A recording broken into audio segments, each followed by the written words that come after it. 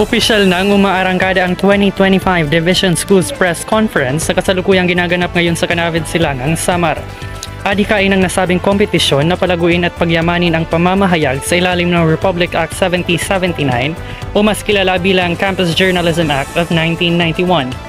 Samantala, libu-libong mga mamamahayag ang nagtatagisan ng galing mula sa iba't ibang paaralan ng dibusyon ng Silangang, Samar, na may bilang na mula sa elementarya na 1,545 na mamamahayag, 471 tagapayo at may kabuuang 1,916 na kalahok.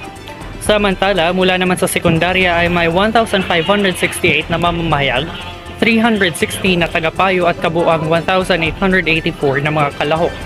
Ang mga ito ay mula sa 5 pribadong paaralan at 49 pampublikong paaralan. Matatapos ang nasabing kompetisyon sa darating na Nobyembre 15, ang mga tatanghaling wagi ay siyang aabante para sa nalalapit na Regional Schools Press Conference na natatakdang ganapin sa Sogod, Southern Leyte.